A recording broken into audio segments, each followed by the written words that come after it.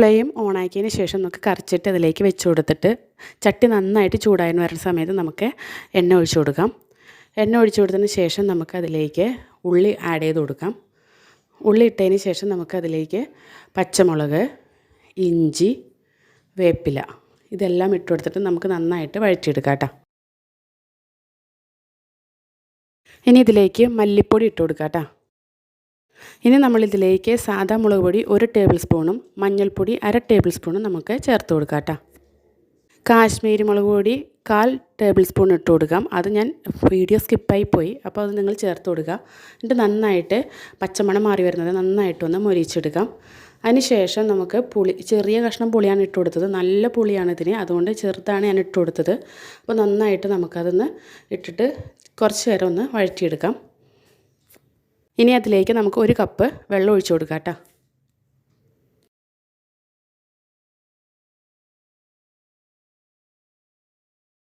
നന്നായിട്ട് വെള്ളം തിളച്ച് വന്നിട്ടുണ്ട്. ഇനി ഇതിലേക്ക് നമുക്ക് മീനുകൾ ആഡ് ചെയ്ത് കൊടുക്കാം കേട്ടോ.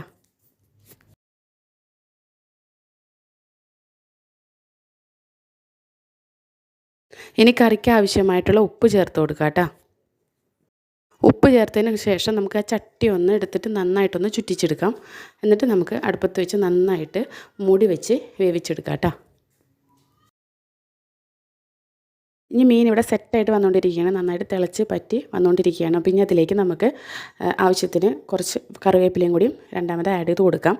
ഇനി അതിലേക്ക് ഇത്തിരി വെളിച്ചെണ്ണയും കൂടിയും നമുക്ക് ചേർത്ത് കൊടുത്തിട്ട് മൂടി വെച്ച് ഒരു 3 മിനിറ്റ് അതുപോലെ തന്നെ ലോ ഫ്ലെയിമിൽ നന്നായിട്ട് മൂടി വെച്ച് വേവിച്ചെടുക്കാം. സത്യം പറഞ്ഞാൽ ഈ മീൻകറി ഞാൻ കഴിച്ചപ്പോഴുണ്ടല്ലോ നല്ല ടേസ്റ്റായിരുന്നു കേട്ടോ. പാകത്തിന് പുളിയും ഉപ്പൊക്കെ ഉണ്ടായിരുന്നു.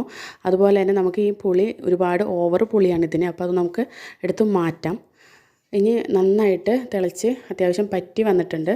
ഇനി അത് മൂടി വെച്ചൊരു 10 മിനിറ്റ് കഴിഞ്ഞതിന് ശേഷം നമുക്കത് എടുത്ത് ഉപയോഗിക്കാവുന്നതാണ്.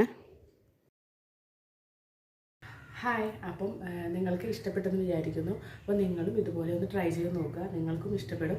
അപ്പം അടുത്ത വീഡിയോയുമായി വരുന്നത് വരെ ബൈ.